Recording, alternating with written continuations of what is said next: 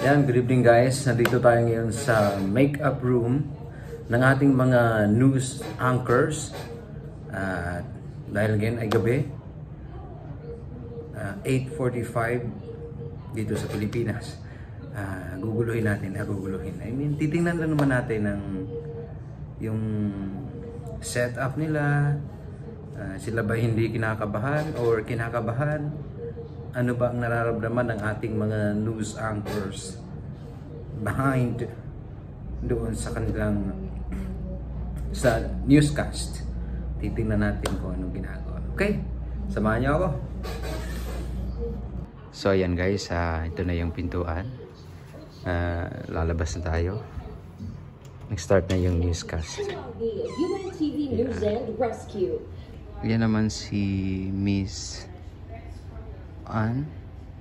Galing pa siya ng Vietnam. Dumaan siya dito para mag-anchor.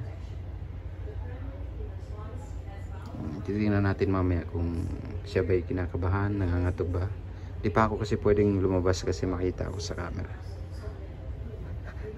And key figures, Putin emphasized Russia's capabilities and has highlighted the perilous nature of meddling in what he portrayed as Russia's reporting from Australia. Proposal by French President Macron for European members of the North Atlantic Treaty Organization or NATO to send group troops to Ukraine, Putin vehemently opposed such a move, stressing Russia's readiness to strike targets in the West.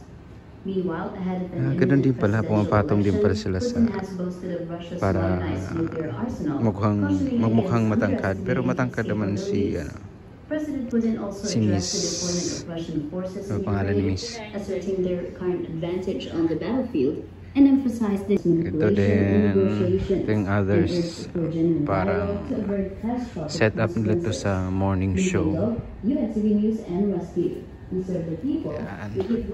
Kita nyo. Of course, andyan si Kuya Daniel Rizon. Okay. Diba? So makikita nyo dito, yan may green. Yan yung yung nabanggit ni Kuya na backdrop yan. So parang napapalit-palitan yung background. Kala mo pwedeng nasa bundok, pwedeng nasa taas ng building, or yung parang background niya ay dagat. Ayan, yun yung backdrop, yung green. Napapalit-palitan lang yan. Okay, ito man yung ating mga editors diyan sa na yan, sa mga kapitbahay lang sila.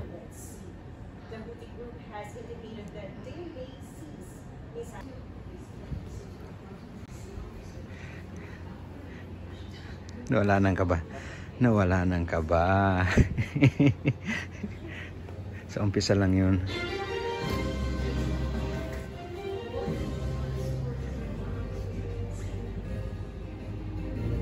Basta, di na tatanggal na, di ba? Tatanggal na yung kaba, no? Oo, na-stroke na ako. Pagka nag-start, na-stroke na ako. Hindi na ako kinakabahan, wala na ako nararamdaman. Manhid na. Tama yan. Bago ka magmahal ng iba, mamahalin mo talaga sarili mo. Self-love.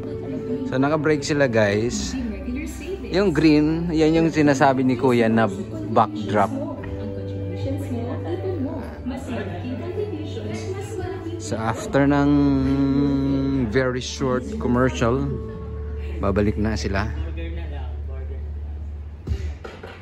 So yan guys, yun pala ang pakiramdam. Medyo nangangatog ang tuhod daw, pero habang tumatagal hindi na daw kinakabahan kasi na-stroke na. Parang ano yung tawag doon? Sa halip na total eclipse, total collapse of my heart. Okay. So yan guys, abangan nyo ang ating susunod na vlog. Enjoy. Enjoy.